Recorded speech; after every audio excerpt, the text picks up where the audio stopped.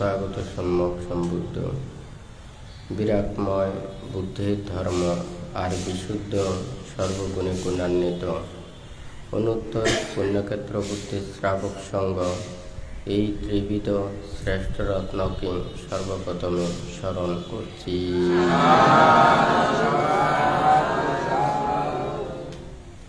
আজকে রাঙ্গুনিয়া উপজেলাধীন মরিয়মনগরের গুমায় বিলস্ত বুদ্ধ মহাধাতু চৈত্যে উপস্থিত বুদ্ধ মহাধাতু চৈত্যে সংশ্লিষ্ট দায়ক দায়িকা উপাসক উপাসিকা তথা বিভিন্ন জায়গা হতে আগত সধর্মের পূজারী নির্বাণকামী দায়ক দায়িকা বৃন্দা, আপনাদের উদ্দেশ্যে কিছু ধর্মোপদেশ প্রদান করার প্রারম্ভে প্রত্যেকের প্রতি মৈত্রীময় আশীর্বাদ জানাচ্ছি।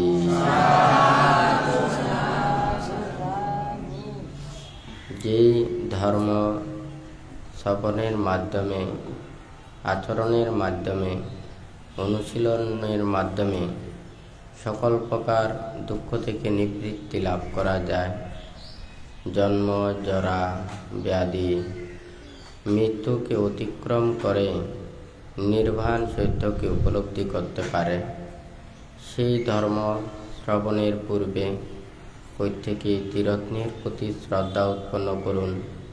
কর্ম ও কর্মফলকে বিশ্বাস রেখে নীরবে ধর্ম শ্রবণ করুন।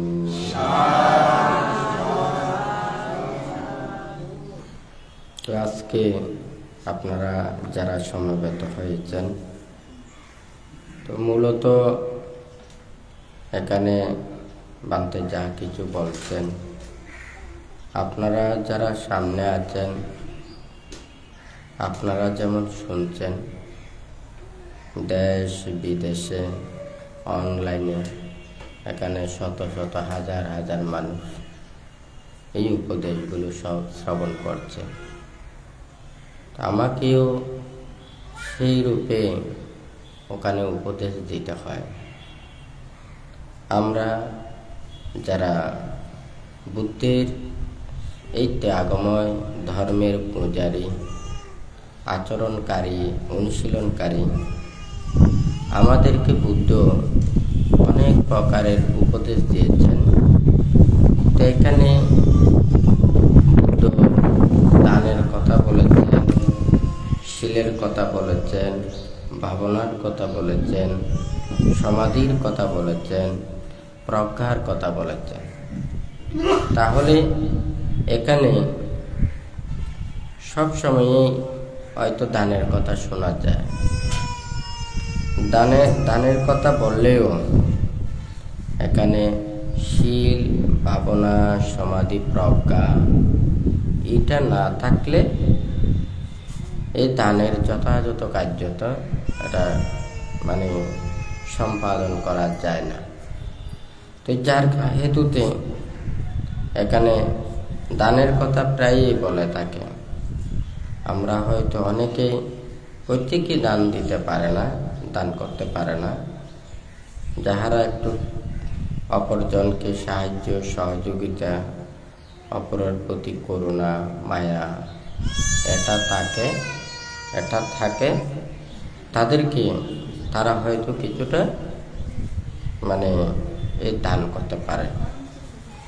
বুদ্ধের ধর্মের মূল লক্ষ্য এবং শিক্ষাটা দান নয়। বুদ্ধের মূল লক্ষ্যটা হচ্ছে নির্বাণ। নির্বাণ এটা কি? নির্বাণ হচ্ছে জন্ম নিরোধ, পুনঃ জন্ম নিরোধ, পুনঃ দেহ ধারণকে অতিক্রম করা। তাহলে বুদ্ধের এই উপদেশে যারা বৌদ্ধ ধর্ম আচরণ করেন নির্বাণের কথা বলেন। তাহলে নির্বাণটা আমাদের বুঝতে হবে। কেন বুঝতে হবে? নির্বাণ একটা গবেষণার মতো। আমরা প্রত্যেকে যেমন সুস্থ থাকতে চাই, নিরোগ নিরাময়ে থাকলে আমরা শান্তি লাভ করতে পারবো, সুখ লাভ করতে পারবো। একজন মানুষ যখন সে দুরারোগ্য ব্যাধিতে আক্রান্ত হয়ে অনেক কষ্ট পায়, সে ওখানে চিকিৎসার মাধ্যমে নিরোগ সুস্থতা লাভ করে, সে প্রতিক্ষণেই সুখ শান্তি লাভ করে, হয় নাকি না? ঠিক তদ্রূপেও মনের মধ্যে যা কিছু লোভ, দেশ, মোহ, হিংসা, বিদ্বেষ, জাগতিক যে ক্লেশাদি রয়েছে, এইগুলোকে ধ্বংস করতে পারলেই তাহলে এই জন্ম নিরোধ করা সম্ভব। এই দানের দ্বারা নির্বাণ লাভ হয় না। দানের দ্বারা আমরা কিছু ত্যাগ করতে পারি, কিন্তু অনেকেই এই দানকেই গুরুত্ব দিয়ে থাকে। দান গুরুত্বপূর্ণ বিষয় নয়। দান আমরা অপরজনকে সাহায্য করে, সহযোগিতা করে তাদের দুঃখ লাঘব করতে পারি, নিজে সে প্রীতি আনন্দ পুণ্য লাভ করতে পারি, কিন্তু একেবারে নির্বাণ সত্যকে উপলব্ধি করা সম্ভব নয়। তো এর জন্য এখানে বান্তে দানের কথা বলছে না, কারণ সবাই দান করে, বেশি কমে দান করে না। কিন্তু শীল, ভাবনা, সমাধি, প্রজ্ঞা, এই কর্মগুলো নির্বাণের কর্মপথের জন্য বলেছেন। প্রতিটা ধর্মে সৎ উপদেশ দিয়ে থাকে, ওখানে খারাপ কথা বলেন না, চুরি করতে বলেন না, অন্যায় করতে বলেন না, অপরাধ করতে বলেন না, কারো ক্ষতি করতে বলেন না, ঠিক আছে। অর্থাৎ শীল সকল ধর্মে ওখানে আছে, তাহলে দানও আছে। সকল ধর্মে শীল আছে, দানও আছে, কিন্তু ভাবনা, সমাধি এবং প্রজ্ঞা, এই তিনটে কি করে? যেমন এটা জন্ম নিরোধ। কেউ জন্ম বিশ্বাস করেন, কেউ পুনঃপুনঃজন্ম বিশ্বাস করেন না।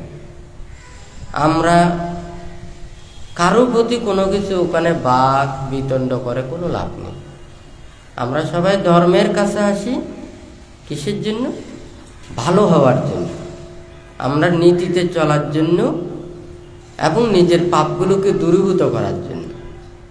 আমরা ধর্মের কাছে এসে যদি নিজের মনের পাপগুলোকে দূরীভূত করতে না পারি, অন্যায় কাজগুলোকে পরিত্যাগ করতে না পারি, তাহলে আমাদের ধর্ম প্রতিপালনের সার্থকতা নেই, হয় নাকি নয়? তো এখানে বান্তে প্রথমে নির্বাণের কথাটা বলেছেন। সেই নির্বাণ হচ্ছে কি? জন্ম নিরোধ হওয়া, পুনঃ জন্ম নিরোধ হওয়া। কেহ জন্ম জন্মান্তর বিশ্বাস করেন, আবার কেহ জন্ম জন্মান্তর বিশ্বাস করেন না। আমরা এখানে জন্ম জন্মান্তরের কথা নাই বা বলি, কিন্তু আমরা পুণ্য, সুখ আর দুঃখ, পাপ আর দুঃখ, এই কথাটা আমরা প্রত্যেকেই স্বীকার করি। এখন জন্ম কেন? এখন যদি সবাইকে আমরা জিজ্ঞাসা করি এই পৃথিবী কেমন, সুন্দর নাকি অসুন্দর, সবাই বলবে কি সুন্দর, বৈচিত্র্য। এই পৃথিবী ছেড়ে কেউ চলে যেতে চায় না। এই ইন্দ্রিয়ের মানে রূপ, শব্দ, গন্ধ, রস, স্পর্শ, এগুলো কেমন লাগে? তাহলে কাউকে যদি জিজ্ঞাসা করা হয় তখন সবাই বলবে এটা খুবই ভালো লাগে। কেন? এই দেহ পুনঃ ধারণ করে, যেহেতু তার এই ইচ্ছেটা থাকে, আকাঙ্ক্ষা থাকে, লোভ থাকে, দেশ থাকে, হিংসা থাকে, এই দেহকে ধারণ করার ইচ্ছা, কেউ মৃত্যু হতে চায় না, সে লাভ করতে চায়, এই পৃথিবীতে চিরতরে থাকতে চায়। সেই জন্যই তাহাকে পুনঃ পুনঃ জন্ম নিতে হয়। একটা গাছের যতক্ষণ পর্যন্ত ওখানে সজীবতা থাকবে, ওখানে এই শাখা প্রশাখা মানে ফুল ফল এগুলো প্রদান করে। ঠিক তদ্রূপ যতক্ষণ না পর্যন্ত এই মন দেহের প্রতি আসক্তি থাকবে, ততক্ষণ পর্যন্ত সে দেহ ধারণ করবে। এখন কেউ যদি মনে করেন কেউ সুস্থ শরীরে আছেন, কেউ অসুস্থ শরীরে আছেন, যারা সুস্থ হয় তারা সব কিছু স্মরণ করতে পারেন, মনে রাখতে পারেন, ভাবতে পারেন। কিন্তু আবার যদি দেখা যায় অসুস্থ হয়, সে স্মৃতি দুর্বল হয়ে গেছে, সে মনে কোনো কিছু রাখতে পারে না, তখন কিন্তু সে অতীতের কথাও বলতে পারে না, বর্তমানের কথাও বলতে পারে না, চিন্তা করে ভবিষ্যতের কথাও বলতে পারে না। তাহলে সেই মানুষের মন কি হয়ে যায়? তার স্মৃতির দুর্বলতার কারণে এমনই হয়ে যায় সে কোনো কিছু সে মানে অতীত বর্তমান ভবিষ্যৎ সম্পর্কে বলতে পারে না।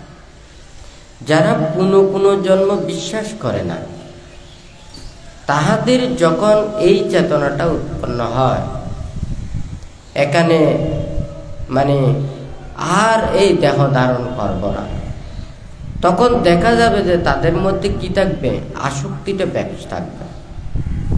এখন যদি সবাইকে বলি আপনি সারা বছর বিদেশে থাকতে পারবেন, আপনি পার্মানেন্ট আপনি ভিসা পেয়েছেন, আমেরিকা অথবা ইউরোপের জন্য, আপনি যদি ওখানে আমেরিকা কিংবা ইউরোপে যান, আপনার মন অস্থির থাকবে না।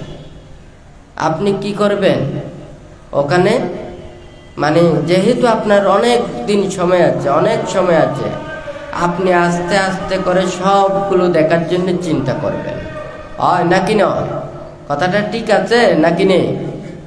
কিন্তু কাউকে যদি বলা হয় এই মানে আমেরিকা এবং লন্ডন ওর জন্য কি 1 মাস ওকে পার্মানেন্ট ভিসা দিয়েছে ফ্রি, সে 1 মাস থাকতে পারবে, এই বিদেশে যত জায়গায় যেতে চায় কোনো অসুবিধা নেই।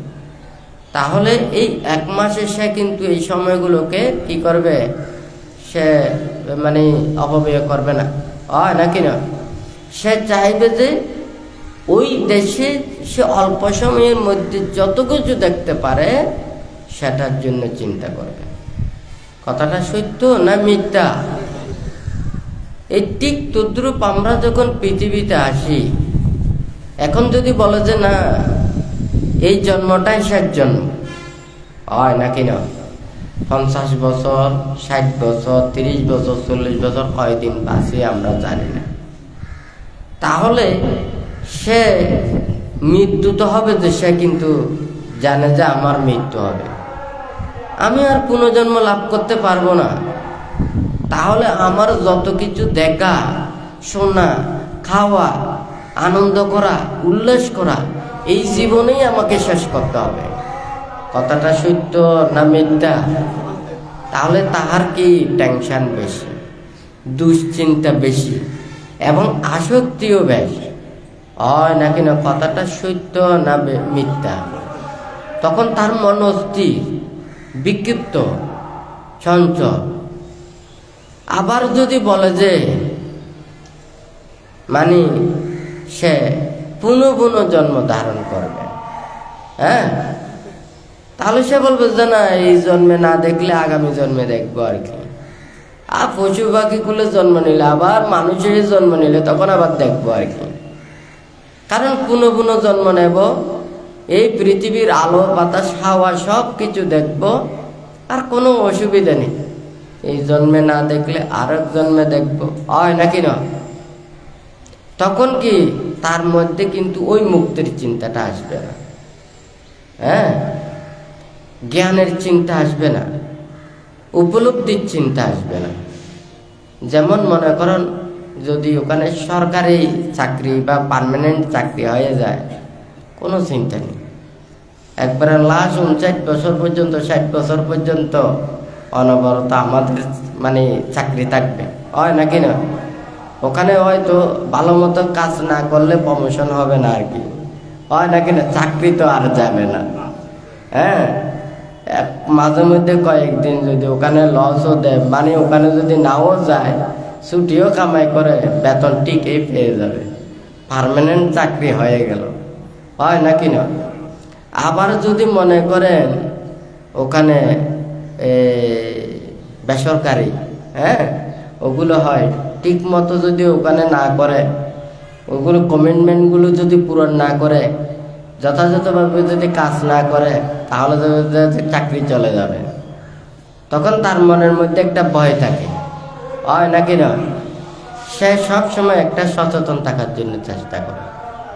এই কথাটা বলার অর্থটা হচ্ছে, প্রথমটা হচ্ছে উচ্ছেদ দৃষ্টি, অর্থাৎ যে পুনঃপুনর্জন্ম বিশ্বাস করে না। যখন আমরা পুনঃপুনর্জন্ম বিশ্বাস করে না, তখন এই জীবনটাকে রক্ষা করার জন্য ওনারা আপ্রাণ প্রচেষ্টা চালায়। এখন যদি বলে যে হয়, ওনার কোটি কোটি টাকা আছে, ওনার জীবন রক্ষার জন্য যদি বলে যে 1 কোটি টাকায় যদি ওখানে ত্যাগ করতে হবে, কোনো সমস্যা নেই, সে ত্যাগ করে দেবে, জীবনটাই বড়। বান্দার কথাটা সত্য না মিথ্যা? সে সব কিছু করতে পারবে জীবনটাকে রক্ষা করার জন্য, হয় নাকি না?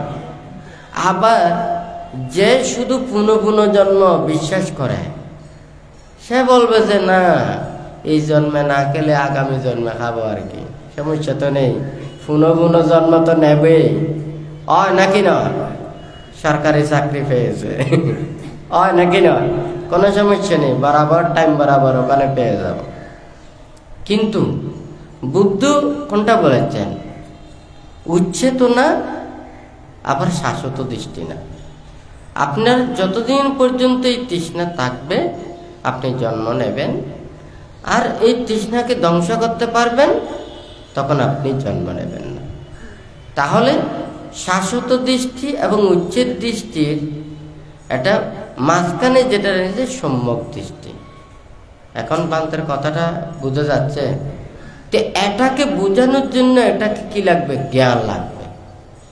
যেমন যারা লেখাপড়া করে, লেখাপড়া করার সময় ওনারা যখন আস্তে আস্তে উচ্চ শিক্ষা লাভ করে, ওনাদের মাথার মধ্যে একটা চিন্তা করে, আমি এটা পাশ করেছি, এইটা পাশ করে আমি কোন কোন কাজ করব।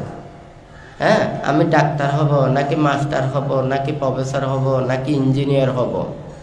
ওই যে লেখাপড়া করেছে, যে শিক্ষা অর্জন করেছে, সেই বিষয় নিয়ে চিন্তা করে তার কর্মপথটা নির্ধারণ করে, এটা বিষয়ে চিন্তা করে। কথাটা সত্য না মিথ্যা?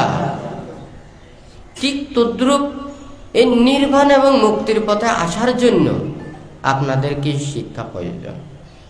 হ্যাঁ, নির্বাণ কি জানেন না? হ্যাঁ, কিভাবে নির্বাণ লাভ করা যায় সেটা জানেন না। ত্যাগটা কি, সংযমটা কি জানেন না। শীল প্রতিপালন কি, এটা জানেন না। চিত্তকে সমাধিস্থ করা, সেটা জানেন না। তাহলে আপনার নির্বাণ কোথা থেকে হবে? একটা গাছ থেকে কি হয়, ওখানে মানে ফুল হয়, ফল হয়। হ্যাঁ, এই গাছটা তো ওখানে সেই ছোট কচি থেকে এটাকে যত্ন নিতে হবে, পরিচর্যা করতে হবে। এটা পরিচর্যা করে সেটা যখন পরিপক্ক হবে, তখন আস্তে আস্তে কলি, ফুল, ওখান থেকে তারপর ফল, ফল পাকলে ওখানে সেই ফলটা পাওয়া যাবে, হয় নাকি না? নির্বাণও সেই রূপেই তো একটা ফল। এটা কিভাবে? এটা কি কোনো ওখানে কিছু করে দেওয়ার মতো নয়, প্যাকেট করে দেবেন। আপনারা দান দেওয়ার সাথে সাথে তো মানে নির্বাণ, এই দানের পুণ্য ভাবে নির্বাণ লাভের হোক, নির্বাণ লাভ করুক, হয় নাকি না? নির্বাণ লাভের হেতু সৃষ্টি হোক, অর্থাৎ আমরা দান, শীল, পাবনা যাহা কিছু করছি, আমাদের লক্ষ্য উদ্দেশ্যটা হচ্ছে যে নির্বাণ। ওই নির্বাণ কথাটা যাতে থাকে, সেই কথাটাই আমরা সবসময় চিন্তা করি। অর্থাৎ দান হোক, শীল পালন হোক, কুশল কর্ম সম্পাদন হোক, ভাবনা হোক, যাহা কিছু আমরা করি, আমরা ওই নির্বাণের কথাটাই এখানে মনে রাখার জন্য লক্ষ্য বস্তুটাকে যাতে আমরা ভুলে না যায়, সেই জন্যই এই নির্বাণের কথা হয় নাকি না? তাহলে আমি বললেই তো সেভাবে নয়, এটা আচরণ করতে হবে, অনুশীলন করতে হবে, প্রতিপালন করতে হবে, এটা জ্ঞান উৎপন্ন করতে হবে। এটা যেমন নির্বাণটা কি, নির্বাণকে উপলব্ধি করবে, যে নির্বাণকে আয়ত্ত করবে, এটা তো শিক্ষা নিতে হবে। এটা শিক্ষা না নিলে আপনি চোখ বন্ধ করে ভাবনা করেন। সবাই বলে ভাবনা মানে কি নির্বাণের কাজ, হয় নাকি না? তো ভাবনা মানে কি বসে চোখ বন্ধ করে ধ্যান করা, হয় নাকি না? এখন বসে মনটাকে বাইরে না নিয়ে শুধুমাত্র নিজের দেহের মধ্যে রেখে শুধু ভাবনা করা, হয় নাকি না? কি ভাবছেন? ভাবনা মানে তো ভাবা। আপনি কি ভাবছেন, কি চিন্তা করছেন, কি জ্ঞান উৎপন্ন হয়েছে সেটা বলতে হবে।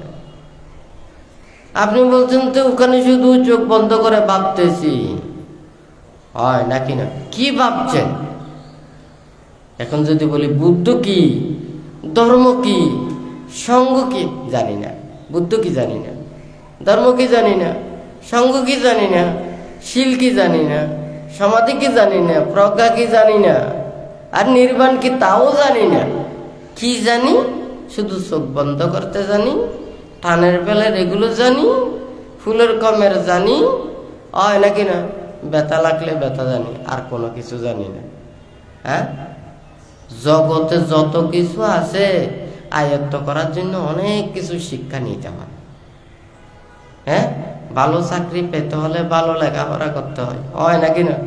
ও লেখাপড়া গরম তো অনেক কষ্ট, আর নির্বাণ তো একেবারে সোজা, হয়তো বেশি কোনো কষ্ট নাই, হয় নাকি না? তুলি তো নির্বাণ পানবে কোনো লাই সহজ, কিন্তু BA pass, M A pass, doctorate pass, লেখাপড়া করার কাজকর্ম জীবন বহুত কষ্ট আছে, হয় না? কথা ঠিক আছে না? তুলি তো দেখা যায় তো নির্বাণের সঙ্গে বাড়ি যেতেবি, নির্বাণ এবং মুক্তি লাভর সঙ্গে বাড়ি যেতেবি, হয় না? পান্তার কথা বুঝা যাচ্ছে কি? নির্বাণের দিকে বেশি যাচ্ছে নাকি সংসারের দিকে বেশি যাচ্ছে বলুন তো?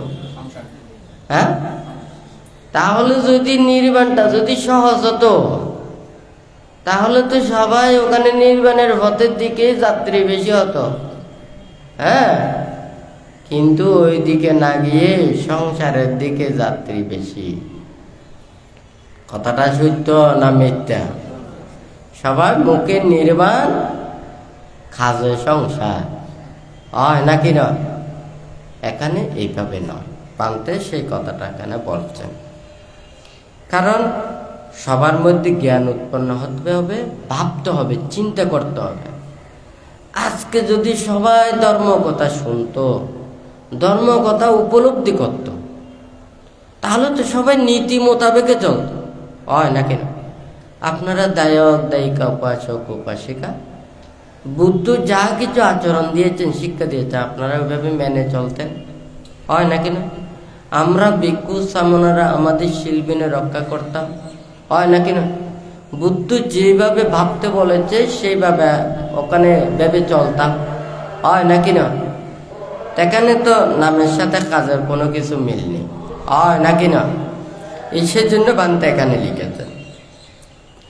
দান এটা হচ্ছে তো প্রস্তুতি, আর শীল হচ্ছে যে কায় বাক্যকে সংযম করা। এখানে কিছু কিছু কায় বাক্যের সংযমটা হচ্ছে যে স্বাভাবিক। যেমন আপনারা সংসারের মধ্যে আছেন, সারাদিন অনেক কাজকর্ম করতে হয়, সংসারের দায় দায়িত্ব প্রতিপালন করতে হয়, চাকরি বাকরি করতে হয়, হয় নাকি না? তাহলে আপনাদের জন্য শীল দেওয়া হয়েছে, কায় বাক্য সংযমের জন্য দেওয়া হয়েছে, ওখানে লিমিট করে দেওয়া হয়েছে। হ্যাঁ, বেশি কোনো কিছু দেওয়া হয়নি, কারণ আপনারা এগুলো পারবেন না। কারণ সংসারের মধ্যে ওখানে এর চাইতে যদি বেশি দেয়, যেমন মনে করেন লতা পাতা এগুলো কাটতে পারবেন না, গাছপালা কাটতে পারবেন না, এগুলো যদি আপনাদেরকে দেয় ফসল ফলাতে পারবেন না, হয় নাকি না? চাষবাস করতে পারবেন না, ওখানে পাকশাকও করতে পারবে না, হয় নাকি নয়? তাহলে তো ওখানে জীবনযাত্রা খুবই কঠিন হবে। বুদ্ধ সেই জন্য বলেছে যারা সংসারিকের মধ্যে থাকলে এতটুকু শীল সম্ভব না। ওখানে পঞ্চশীল এবং অষ্টশীল দিয়েছেন। কায় এবং বাক্যের জন্য ওখানে আপনাদেরকে দিয়েছেন কম। কিন্তু যখন ওখানে আরো বেশি উপনীত হবে, আরো বেশি উপরে যেতে চায়, তাহলে ওখানে 10 শীল। এরপরে আরো উপরে যেতে চায়, ওখানে 227। আমাদেরকে এমন ভাবে দিয়েছেন, হাত দিয়ে যে কোনো কিছু ধরতে পারবো না, এদিকে যেতে পারবো না, এদিকে যেতে পারবো না, চোখে এদিক সেদিক দেখতে পারবো না। চোখ রাখতে বলেছে একেবারে ওখানে সামনে কয়েক হাত পর্যন্ত। হ্যাঁ, হয় নাকি না? আপনারা যদি ওইভাবে চলেন, ওখানে বিলের মধ্যে কোনো কাজ করতে পারবেন না, গরুও চড়াতে পারবেন না। হয় নাকি না? কথাটা ঠিক আছে? ওখানে তো অনেক দূরে দেখতে হবে, হয় নাকি না? তো এখন আমাদেরকে তো বলেছেন একেবারে ওখানে কয়েক হাত পর্যন্ত দেখার, চলার পর্যন্ত, হয় নাকি না? তাহলে শিলের মধ্যে যে কায় সংযম এবং বাক্য সংযম, এখানে অনুপাতিক হারে ওখানে ভাগ করে দিয়েছেন। অর্থাৎ পঞ্চশীল অষ্টশীল প্রতিপালনকারীদের জন্য আলাদা, যারা সংসার ত্যাগ করে ভিক্ষু শ্রামণদের জন্য আলাদা করে দিয়েছে, হয় নাকি না? তো ওখানে যেমন কেউ যদি বিদেশে যেতে চায়, তো বিদেশে যেতে চাইলে ওখানে বিভিন্ন ধরনের ওখানে কি আছে, প্রসেসগুলো আছে, হয় নাকি না? তো যারা মনে করেন ওখানে ভিআইপি বিষয়গুলো নিয়েছে বা ভিআইপি টিকিটগুলো নিয়েছে বা উন্নত মানের ওখানে ইয়েগুলো নিয়েছে, তাহলে ওখানে তত বেশি ওখানে কি লাগবে, টাকা লাগবে। হ্যাঁ, তাহলে ওগুলো ব্যবস্থাপনা করতে হবে। যে যত বেশি ওইভাবে ভালো ব্যবস্থাপনা করবে, হ্যাঁ, তাহলে সে আরামে যেতে পারবে, সহজে যেতে পারবে। হ্যাঁ, আর যদি মনে করেন ওখানে না, আমরা ওইভাবে না, আমরা কষ্ট করে যাব, হ্যাঁ, তাহলে কষ্ট করে গেলে ওই কষ্টের পথটা নিতে হবে। অর্থাৎ নির্বাণ এবং মুক্তির কর্মপথে যেতে চাইলে যে যত বেশি নিজের এই কায় বাক্যকে সংযম করতে পারবেন, তত বেশি নির্বাণ এবং মুক্তির কর্মপথটা সহজ হবে। সেই জন্য এখানে শীল কায় বাক্য সংযমতা। এখন বোঝা গেছে শীলের ওখানে গুরুত্ব আছে, হ্যাঁ, মূল্যায়ন আছে। তাহলে যত বেশি শীল প্রতিপালন করে উনি প্রচেষ্টা চালাবেন, তত দ্রুত যেতে পারবেন, তত বেশি কাছে নির্বাণের কাছে আসতে পারবেন। তারপর হচ্ছে যে এখন ভাবনা, হয় নাকি নয়? আপনারা তো সবাই ভাবনা করেন, হ্যাঁ, সংসারের ভাবনা, চাকরির ভাবনা, সারাদিন চিন্তা ভাবনা না করলে কোনো কাজ করতে পারবেন না, আয় রোজগারও করতে পারবেন না, হয় নাকি নয়? এখানে যে কথাটা বলেছেন এই ভাবনা নয়, এগুলো সংসারের ভাবনার কথা নয়। এগুলো হচ্ছে নিজের মনটাকে স্থির করার জন্য যেই ভাবনা করা হয়, অথবা মনের কি সন্দেহ থাকে, ভাব থাকে, এগুলোকে দূরীভূত করার জন্য ভাবনা। যেমন মনে করেন ওখানে অনুস্মৃতি ভাবনা আছেন, আর এমনি কোনো একটা বিষয়বস্তুতে নিজের মন আবদ্ধ করে ভাবনা আছেন। সমত ভাবনা অনেক প্রকারের, ওখানে বুদ্ধ 40 প্রকারের সমত ভাবনার কথা বলেছেন। এখানে কতগুলো কি শ্রদ্ধা বর্ধিত করার জন্য। যেমন বুদ্ধের প্রতি শ্রদ্ধা নেই, আমাকে বুদ্ধানুস্মৃতি ভাবনা করতে হবে। আমার ধর্মের প্রতি বিশ্বাস নেই, আমাকে ধর্মানুস্মৃতি ভাবনা করতে হবে। আমার সঙ্ঘের প্রতি শ্রদ্ধা নেই, আমাকে সঙ্ঘানুস্মৃতি ভাবনা করতে হবে। এক একজনের যখন অসুখ হয়, অমুক ভিটামিনের অভাবে এই রোগ সৃষ্টি হয়, তাহলে সেই রোগ থেকে মুক্তির জন্য ওই ভিটামিনটা খেতে হয়, হয় নাকি নয়? এখন আপনার ত্রিরত্নের প্রতি শ্রদ্ধা নেই, আপনি নির্বাণ চান, হ্যাঁ, বুদ্ধকে শ্রদ্ধা করেন না, ধর্মকে শ্রদ্ধা করেন না, সঙ্ঘের প্রতি বিশ্বাস নেই, আপনি কি করেন? সারাদিন শুধু ভাবনা করেন, হয় নাকি না? তাহলে বুদ্ধ ধর্ম সঙ্ঘের প্রতি আপনার যদি শ্রদ্ধা ভক্তি বিশ্বাসটা না থাকে, তাহলে ওখানে কোনোদিন ওখানে কোনো লাভ হবে না। একটা আমি যদি বীজ ওখানে যদি পেলি, আমার জায়গাটাকে উপযুক্ত করতে হবে। এই জায়গাটা এই বীজ অনুকূল কিনা, এটার উপযোগী কিনা এটা আমাদের দেখতে হবে। তাহলে এটা যদি আমরা দেখি তাহলে যত্ন করলে ওখান থেকে ফল পাবো, হয় নাকি না? তো এখানে ভাবনা, এটা হচ্ছে সমত ভাবনার ওখানে বিষয়বস্তু আছে। আবার এখানে সম্যক দৃষ্টি আছে, মিথ্যে দৃষ্টি আছে। হ্যাঁ, জপ করা ভাবনা সকল ধর্মের মধ্যে আছে, কিন্তু এখানে বুদ্ধানুস্মৃতি, ধর্মানুস্মৃতি, সংজ্ঞানুস্মৃতি, হ্যাঁ, আরো অন্যান্য যেগুলো আছে, এখানে কিন্তু সব ভাবনা সব একই ফল নয়। আপনার বুদ্ধানুস্মৃতি ভাবনা কখন?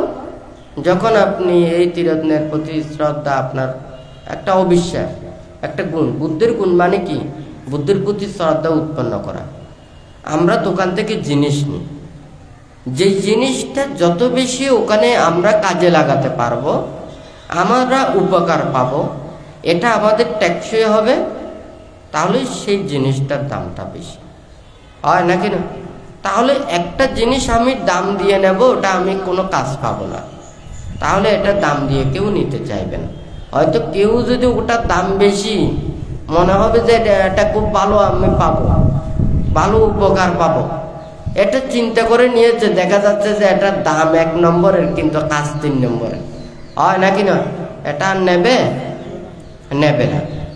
তাহলে এই গুণাগুণ যখন যত বেশি হবে, সেটা মানুষ তত বেশি এটা কি করবে, এটা দাম দিয়ে নিতে চাইবে, কারণ এটার উপকারটা বেশ, হয় না? কথাটা ঠিক আছে? তাহলে আমি বুদ্ধির প্রতি শ্রদ্ধা কখন আমার সেটা উৎপন্ন হবে? আমি বুদ্ধির গুণগুলোকে যত বেশি আমি ভাববো, আমি চিন্তা করব, তত বেশি আমার শ্রদ্ধাটা উৎপন্ন হবে, হয় নাকি না? আমি বুদ্ধির গুণ ভাবি না, ধর্মের গুণ ভাবি না, সঙ্গের গুণ ভাবি না, তাহলে আমি নির্বাণে যেতে পারবো, মুক্তির পথে আসতে পারবো? আমরা তো সবাই স্কুলে গেছি, হয় নাকি না? আমরা মাস্টারের কথা যদি না শুনি, মাস্টারের কথা শুনে যদি লেখাপড়া না করি, হ্যাঁ, মাস্টারদেরকে যদি অশ্রদ্ধা করি, হ্যাঁ, ওদেরকে দুর্ভাগ্য ভাষণ করি, কোনোদিন ছাত্র একটা ব্রেনে হলেও সে উপরে উঠতে পারবে না, হয় নাকি না? সে তার মুখস্থ বিদ্যা আছে, অভদ্রতা আচরণ করে, খারাপ আচরণ করে, হ্যাঁ, মাস্টারদের সাথে দুর্ভাগ্য ভাষণ করে, দেখা যাবে যে তার মেধা থাকলেও কিছুদিন বাদে আস্তে আস্তে এগুলি সব ডাল হয়ে যাবে, হয় নাকি না? তো ঠিক তদ্রূপ আমাদের যদি সেই শ্রদ্ধাটা যদি না থাকে, আমরা ওই কর্মপথের দিকে কোনো সময় আসতে পারবো না। তো যাই হোক, এখানে ভাবনা হচ্ছে মনটাকে স্থির করা। ভাবনার কাজ স্থির পর্যন্ত। একটা জায়গাতে আমি ফসল ফলাতে চাই, মাটি কর্ষণ করতে হবে, আগাছা মুক্ত করতে হবে, ওখানে সার প্রয়োগ এগুলো করতে হবে, এবং একটা গাছের উপযোগী করে তোলা। এখন আমি ভাবনা করি, অর্থাৎ মনটাকে স্থির করি। তো এই মনটাকে স্থির করার জন্য আমি কি করেছি? আমি সম্যক দৃষ্টি প্রতিপন্ন, আমি নাকি মিথ্যে দৃষ্টি প্রতিপন্ন। অষ্টসমাপত্তি, এটা আপনারা যদি কেউ মনে করে যে প্রথম ধ্যান লাভ করেছেন, দ্বিতীয় ধ্যান লাভ করেছেন, তৃতীয় ধ্যান লাভ করেছেন, চতুর্থ ধ্যান লাভ করেছেন, অষ্টসমাপত্তি লাভ করেছেন, ওনাদের ওখানে প্রজ্ঞা লাভ হবে না, ও যদি মিথ্যে দৃষ্টি প্রতিপন্ন হয়। এখন আপনি জায়গাটা প্রস্তুত করেছেন, এটা হচ্ছে যে শুকনো ফসল ফলানোর জন্য। আপনি যদি ওই পানির ফসল যদি ওখানে দেন, ধান রোপণ করে না, কতগুলো ধান কি হয়? পানিতে হয় নাকি না? আর কতগুলো ধান মানে উঁচু জমিতে করতে হয় নাকি না? আবার কতগুলো ধান ওখানে লবণাক্ত জায়গাতেও ওখানে কি হয় নাকি না? এখন তো আপনি জায়গাটা করেছেন, এটা যদি উঁচু ভূমির হয় তাহলে উঁচুটা দিতে হবে, নিচেরটা হলে নিচে দিতে হবে। আপনি সমাধি ভাবনা করেছেন, ভাবনা করে নিজের চিত্তটাকে ওখানে স্থির করার জন্য করেছেন। আপনি কি সম্মুখ দৃষ্টির জন্য করেছেন নাকি মিথ্যে দৃষ্টির জন্য করেছেন? আপনি যদি মিথ্যে দৃষ্টির প্রতিপন্ন হন, তাহলে আপনার জন্য আরো কিছু বাড়তি আছে। হ্যাঁ, আপনারা লেখাপড়া করেন যে দেখেন, এই প্রসেসে গেলে সে কিন্তু উপরে উঠতে পারবে না, সে ততটুকু পর্যন্ত। আরেক পথে গেলে সে উপরেও ওখানে উঠতে পারবে, হয় নাকি না? কোনো জায়গায় ওখানে ঠিক তদ্রূপ এখানে ভাবনা দুই প্রকারের, সম্যক দৃষ্টি প্রতিপন্ন এবং মিথ্যা দৃষ্টি প্রতিপন্ন। সেই অনুযায়ী এরপর হচ্ছে যে সমাধি, হ্যাঁ, প্রথম ধ্যান, দ্বিতীয় ধ্যান, তৃতীয় ধ্যান, চতুর্থ ধ্যান, অষ্ট সমাপতি, ভাবনা এবং সমাধি একটার সাথে একটা জড়িত। ওখানে ভাবনাটা যদি ওখানে মিথ্যা দৃষ্টি প্রতিপন্ন হয়, সমাধিও মিথ্যা দৃষ্টি প্রতিপন্ন। ভাবনাটা যদি সম্যক দৃষ্টি প্রতিপন্ন হয়, সমাধিও সম্যক দৃষ্টি প্রতিপন্ন। তাহলে সম্যক দৃষ্টি প্রতিপন্ন হলে ওনারা প্রজ্ঞা লাভের জন্য চিন্তা করবেন। অর্থাৎ ওনাদের কাজটা হচ্ছে কি, সে মনের এখানে বানতে লিখেছেন ভাবনা, মন স্থির করা, একাগ্রতা সাধন করা। তাহলে হচ্ছে সমাধি, চিত্তের একাগ্রতা সাধন, হ্যাঁ। তারপর প্রজ্ঞা, মনের আসক্তি, সংযোজন, ক্লেশাদি পরিত্যাগ করা। তাহলে প্রজ্ঞার মাধ্যমে এটা হয়। তাহলে সমাধি এবং প্রজ্ঞা, মিথ্যে দৃষ্টি প্রতিপন্ন হলে ওনারা প্রজ্ঞার দিকে আসেন না, ওনারা এই দিকে চিন্তা করেন না।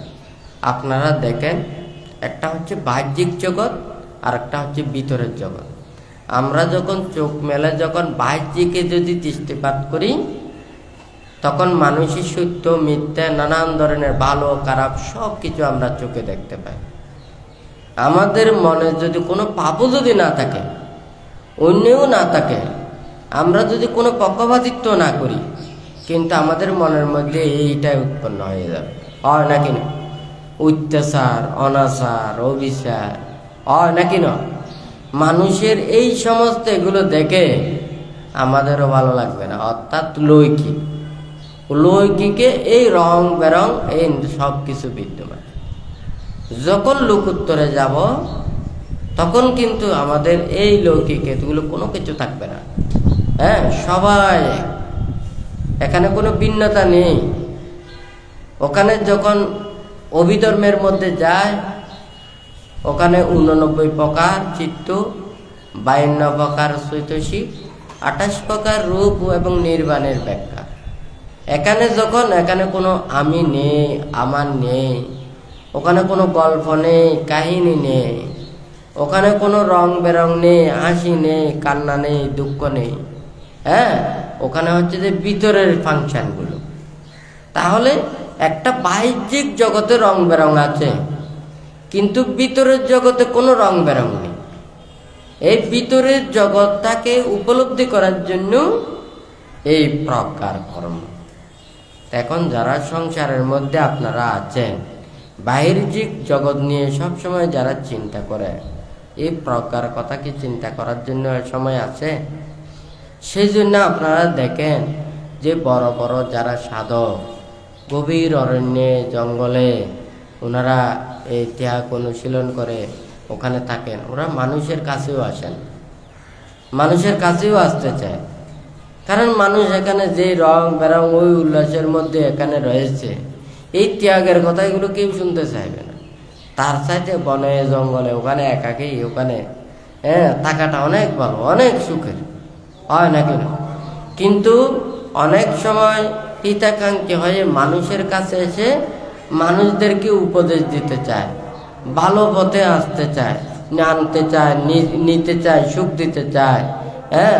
অন্যায় কর্মপথ থেকে মানে পরিত্যাগ করে ভালো পথে আনার জন্য চিন্তা করে, ধর্ম উপদেশ দেয়, ধর্ম পথে আনার জন্য, ধর্ম জ্ঞান দেওয়ার জন্য এটা চিন্তা করে, হয় নাকি না? এই যখন এখানে আসে তখন ওখানে আরেক সমস্যা হয়ে যায়। এখন মনে করেন যাদের শীল, বিনয়, নীতি, ধর্ম, ভালো কর্মপথে চলে, ওই দেবতা এবং অসুরের মতো, হ্যাঁ। দেবতারা যখন ওখানে সৎ পথে চলে, নীতির পথে চলে, তারা সেবা পায়, তারা শ্রদ্ধা লাভ করে এবং সবাই মনের আনন্দে তাদেরকে সেবা যত্ন করে, হয় নাকি না? এখন অসুরের মনগুলো খারাপ লাগে, হ্যাঁ। দেবতাদেরকে পূজা করে, আমরা অসুররা তো অনেক শক্তিশালী, আমাদেরকে পূজা করে না, আমাদেরকে সেবা করে না। আমাদেরকে কম পায় না, আমাদেরকে ভালো পায় না। কারণ কথাটা ঠিক আছে। তখন ওই যে মানে দেবতা এবং অসুরের মধ্যে, ওখানে অসুর এই দেবতাদের এগুলো দেখে অসুরেরা ওই দেবতাদের উপরে অত্যাচার শুরু করে। হ্যাঁ, ঠিক তদ্রূপে এখন যখন যদি ওখানে ভালো কোনো কিছু দিতে চায়, করতে চায়, এখন ভালোর মূল্যটা তো বুঝতে হবে। ভালোর মূল্য যখন থাকবে তখন কিন্তু মানুষ সবাই ভালো কাজ করে তৃপ্তি লাভ করতে পারবে। হ্যাঁ, যারা মনে করেন ওখানে মদ খায়, তাদেরকে আপনি ওখানে শরবত দেন, দামি দামি ওখানে জুস দেন, এগুলো তাদের ভালো লাগবে না। তারা বলবে যে কি আমাদের মদ পেলে সব কিছু শান্তি হয় নাকি না। তাহলে তাদেরকে কি ভালো জিনিস দিলে ওগুলো খেতে চাইবে না। আর যারা ভালো খেতে খেতে ভালো খাবার জন্য অভ্যস্ত হয়ে গেছে, তাদেরকে মদ দিলে কি হবে, এটা তো দুর্গন্ধ, বাত পোষা বাস হয় নাকি নয়, কথাটা ঠিক আছে না? এটা দুর্গন্ধ, এই দুর্গন্ধ কি করে খায়, হয় নাকি নয়? তাহলে যারা ভালো অভ্যাস করেছে সে ভালো কর্মপথে থেকে আনন্দ প্রীতি লাভ করে। আর যারা খারাপ অভ্যাস করেছে তারা খারাপের সঙ্গে ফেলে খারাপ কাজ করতে পারলে আনন্দ পায়, হয় নাকি নয়? তাহলে বুদ্ধ বলেছে যে যারা মানে পুণ্য কাজ করে, সে যদি আরো বারবার পুণ্য কাজ করে, পুণ্যের প্রতি তার ছন্দ উৎপন্ন করে, আগ্রহ উৎপন্ন করে, তার পুণ্য আর সুখ বৃদ্ধি পায়। হ্যাঁ, আর যারা পাপ কর্ম করে, পাপ কর্ম করতে করতে মনের আনন্দ লাগে, তারা পাপ করতে করতে ওখানে দুঃখ এবং পাপ এটা বৃদ্ধি করে, হয় নাকি না? তাহলে এখানে সেই প্রজ্ঞা আমাদেরকে জ্ঞান দেয়। হ্যাঁ, একটা দুইটা পাথরের মধ্যে, একটা পাথরের মধ্যেও কিন্তু ওখানে কোনো আলো নেই। হ্যাঁ, একটা পাথর আরেকটা পাথরের সাথে যখন সংঘর্ষ হয় তখন ওখান থেকে আলো বের হয়, সে আলো দিয়ে অন্ধকারের জিনিসকে দেখা যায়, হয় নাকি না? এই প্রজ্ঞা, যার সমাধি আছে, প্রজ্ঞা আছে, তাহলে তার কি হবে? নাতি জানাং আপায়াসা পায়া নাতিয়া যায় না তো এমহি জানাঞ্চা পায়াচা সবে নিব্বানা শান্তিকে। অর্থাৎ ধ্যান আর প্রজ্ঞা, ধ্যান না থাকলে প্রজ্ঞা উৎপন্ন হবে না, প্রজ্ঞা না থাকলেও ধ্যান হবে না। তাহলে ধ্যান আর প্রজ্ঞা যার উভয়ে রয়েছে সে নির্বাণের কাছে আসতে পারবে, হয় নাকি না? তাহলে এই প্রজ্ঞাটা আপনার ভাবনার সম্মুখ দৃষ্টি হতে হবে, সমাধি সম্মুখ দৃষ্টি হতে হবে, এরপরে প্রজ্ঞা উৎপন্ন হতে হবে। এই প্রজ্ঞাটা যখন উৎপন্ন হবে এটা আলোর মতো, অন্ধকারে কোনো কিছু দেখা যায় না। যখন আলোকিত হয় সব বস্তুকে ওখানে দেখা যায়। ঠিক তদ্রূপ প্রজ্ঞা যখন উৎপন্ন হয়, আমরা এই মনের জাগতিক যত কিছু কালিমা পাপ, এগুলোকে আমরা কিভাবে ধ্বংস করতে পারবো এগুলো আমরা দর্শন করতে পারি। তখন সে এগুলোকে পরিত্যাগ করে সে নির্বাণ এবং মুক্তি লাভ করতে পারে, হয় নাকি না? তো সেই জন্যই বান্দা আজকে কিন্তু এই কথাগুলো বলেছে। বান্দা দানের কথাগুলো বলতে চায় না। হ্যাঁ, আপনি দান করেন ওখানে স্বর্গে যাবেন, আর স্বর্গে গেলে তো ওখানে এই সামনে মারামারি কাটাকাটি চিরাচিরি করবেন, হিংসে করবেন। দেবতাদের ওখানে স্বর্গে গেলেও মারামারি করে না। হ্যাঁ, এই মার রাজু তো দেবতা, ওখানে মৃত্যু দৃষ্টি প্রতিপন্ন হতে তো দেবতা রয়েছে, হয় নাকি নয়? এখানে পুণ্য কর্ম করে স্বর্গে যায়, স্বর্গে দেবতা হয়, হয় নাকি না? এই পুণ্যের প্রভাবে স্বর্গে গিয়ে ওখানে শক্তিগুলো লাভ করে, পুণ্য প্রভাবগুলো লাভ করে, হয় নাকি না? সে যখন ওখানে শক্তি আর এগুলো পায় তখন ভুলে যায়।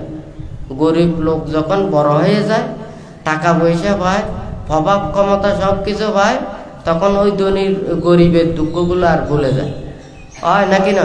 এখন ধনী হয়ে গেছে, এখন ধনী হলে আমাকে কি করতে হবে? ধনীর আচরণ শিক্ষাগুলো আমাকে নিতে হবে। ওনারা কিভাবে চলেন, বড়রা কিভাবে চলেন, এখন এইভাবে শিক্ষাটা নিতে গিয়ে তাহাদের কালচারগুলো সব এখানে নেয়, হয় নাকি না? তখন দেখা যায় যে ওখানে যদি খারাপ কোনো কিছু থাকে সেই অভ্যাসও তাহাদের পরিণত হয় নাকি না? এখানে আমরা কোনো জায়গাতে ওখানে খারাপ কোনো কিছু নেই, সব কিছুতে ভালো, মনটাকে ঠিক রাখতে হবে, হয় নাকি না?